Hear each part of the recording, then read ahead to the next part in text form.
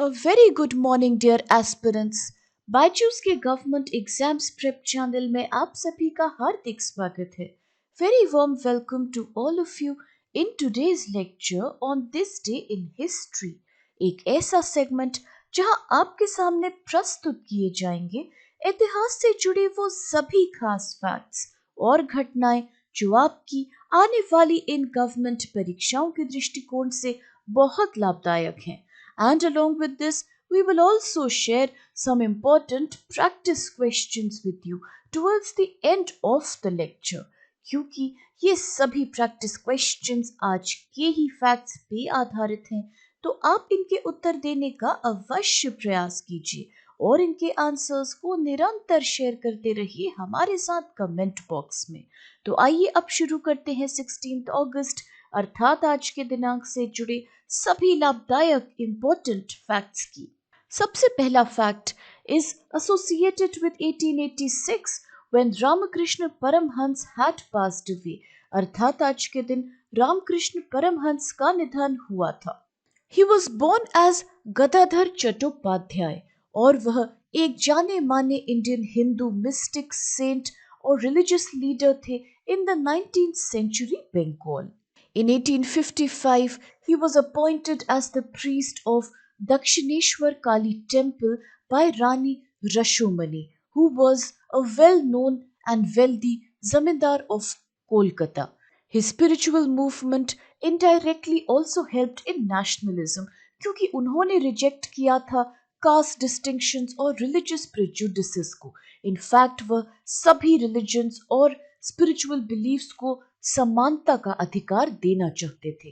In 1875, he met influential ब्रह्मो समाज leader Keshav Chandra Sen और उनके इन्फ्लुएंस में आके Keshav Chandra Sen accepted Hindu polytheism as well as established the new dispensation जिसे नव विधान भी कहते हैं, which was a religious movement based on Ramakrishna's principles such as worship of God as mother, all religions are true, and assimilation of Hindu polytheism into Brahmoism. He also met Debendranath Tagore, Dayanand Saraswati, Ishwar Chand Vidyasagar और इन्हें माना जाता है as one of the main contributors to the Bengali Renaissance. अगर बात करें रामकृष्ण मठ की, so it is the administrative legal organization of the Ramakrishna order जिसको कि रामकृष्ण परमहंस के फॉलोअर्स के द्वारा बनाया गया था, headed by his chief disciple Swami Vivekanand at Bada Nagar near Calcutta in 1886. And the headquarters of Ramakrishna Mutt and its twin organization Ramakrishna Mission are both situated at Bilur, which is in West Bengal. और अब चल के देखते हैं which is the other fact of today. So this is associated with 1904 when famous poet Subhadrakumari Chauhan was born. अर्थात आज के दिन प्रसिद्ध कवयित्री सुभद्रा कुमारी चौहान का जन्म हुआ था. उनका संबंध इलाहाबाद शहर से था इन उत्तर प्रदेश. एंड इन 1921 उन्होंने महात्मा गांधी के नॉन कोऑपरेशन मूवमेंट को ज्वाइन किया था. इनफैक्ट वह पहली महिला थी who as a Satyagrahi had to face court arrest in Nagpur. In fact, उन्हें 2 बार जेल भी जाना पड़ा था for her involvement in protests against the British rule in 1923 as well as in 1942. उन्होंने कई हिंदी भाषा में जानी मानी कविताओं की रचना करी थी. In fact, one of her most famous and well-known composition was Jhansi की रानी, एक ऐसी कविता जिसने रानी लक्ष्मीबाई को डिस्क्राइब किया था, उनके सभी उपलब्धियों को हाईलाइट किया था. And which is why this poem also became an icon of Indian nationalism which inspires people towards patriotism even today. इनकी रानी लक्ष्मीबाई कविता और कई अन्य कविताएं जैसे कि जलियनवाला बाग में वसंत, वीरों का कैसा हो बसंत, राखी की चुनौती एंड विदा were compositions that inspired people during the freedom struggle. She wrote in the खड़ी बोली डायलेक्ट ऑफ हिंदी, एक सिंपल और क्लियर स्टाइल में, और अपनी पेट्रियोटिक और हीरोइक कविताओं के अलावा she was also well known for composing several poems for children. And now let's have a look at the next fact of today, which is associated with 1946 when the Muslim League had proclaimed the Direct Action Day. अर्थात आज के दिन मुस्लिम league council ने direct action day घोषित किया था. The Muslim League Council had proclaimed 16th August 1946 as Direct Action Day. इस उद्देश्य के साथ कि वह एक सेपरेट मुस्लिम होमलैंड के प्रति अपनी डिमांड को आगे बढ़ा सके. After the British left the Indian subcontinent, the main aim was to attain a different country for population with Muslim majority. In 1946, the cabinet mission was sent to India by the British government to find a resolution to the ongoing conflict between Indian National Congress and the Muslim League, आजादी के मुद्दे को लेके. परंतु दोनों में ही तगड़ा conflict of opinion था, क्योंकि the League wanted a separate homeland for Muslims which they called Pakistan, while the Indian National Congress still wanted a unified India. इसी कारण कैबिनेट मिशन दोनों के बीच एक अग्रीमेंट तक पहुंचने में नाकामयाब रहा, and it is considered by and large a failure. और क्योंकि मिशन फेल हो गया, तो मुस्लिम लीग अनाउंस 16 अगस्त as the direct action day. इस दिन उन्होंने न कि सिर्फ एक जनरल हड़ताल करने की मांग करी in order to protest against INC stand and demand a separate homeland, बल्कि सभी लोगों को आगे आके इस डिमांड को फर्मली रिटेरिएट करने का ऑर्डर दिया.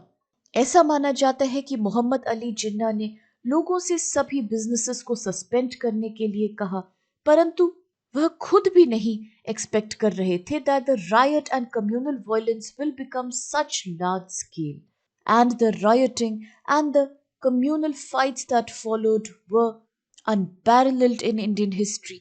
और कलकत्ता में एक लार्ज स्केल वायलेंस हुआ जिसमें around 4000 people were killed on the very first day.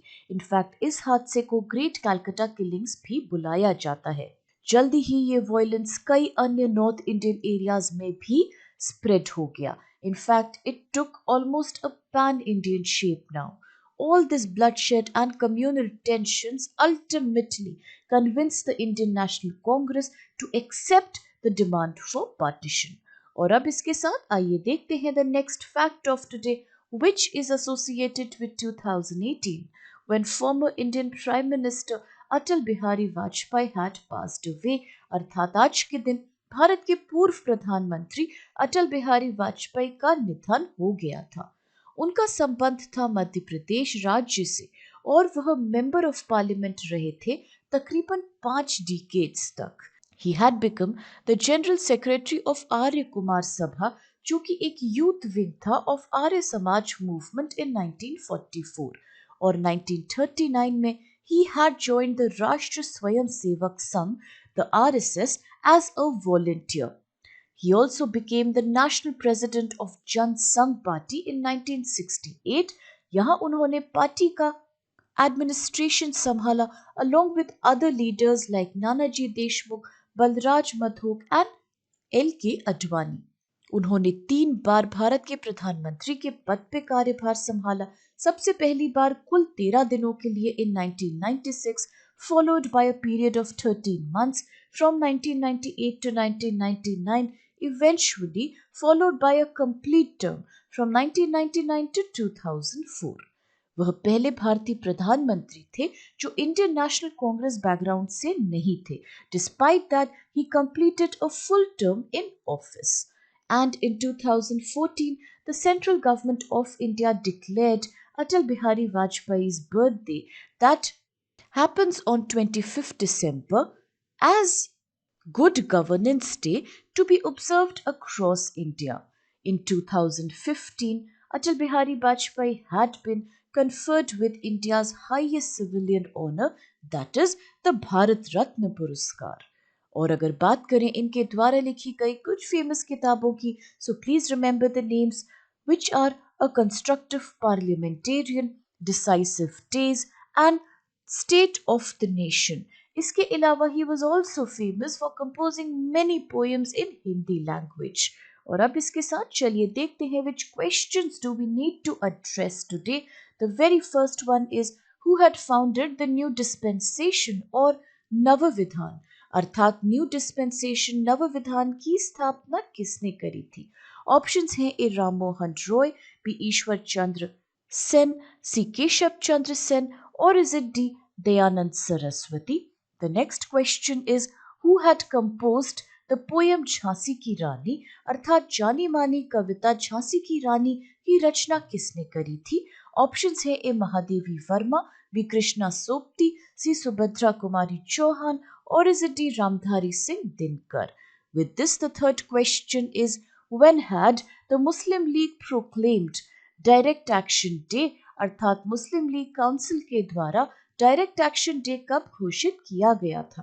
Options हैं ए 1944, बी 1945, सी 1946, और is it D 1947।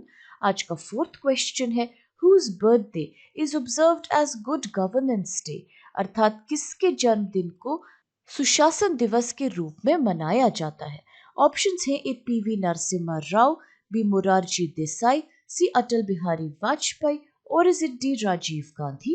With this, the fifth question is who was the first Indian Prime Minister from a non-Indian Congress background to have served a full term in office, अर्थात गैर भारतीय राष्ट्रीय Congress background के पहले भारतीय प्रधानमंत्री कौन थे जिन्होंने कार्यकाल में पूर्ण समय व्यतीत किया। ऑप्शंस हैं A H D Deve Gowda, B Atal Bihari Vajpayee, C Lal Bahadur Shastri, or is it D Narendra Modi. और अब इसके साथ let's have a look at the sixth and the last question which says who is the author of the book a constructive parliamentarian, अर्थात a constructive parliamentarian के लेखक का नाम आप हमें बताइए। ऑप्शंस हैं A Jawaharlal Nehru, B APJ Abdul Kalam, C Atal Bihari Vajpayee, or is it D Rajiv Gandhi. और अब इन सभी इंटरेस्टिंग क्वेश्चंस और कुछ लाभदायक फैक्ट्स के साथ आज के इस सेगमेंट को हम यही समाप्त करते हैं, इस आशा के साथ कि आप सभी को इससे बहुत हेल्प मिलेगी। फ्रेंड्स, अगर आपको वीडियो पसंद आए तो प्लीज चैनल को लाइक, शेयर और सब्सक्राइब अवश्य कीजिए, और इन सभी क्वेश्चंस के उत्तर भी निरंतर शेयर करते रहिए हमारे साथ। With this, have a great day. Please stay safe and thank you so much to all of you.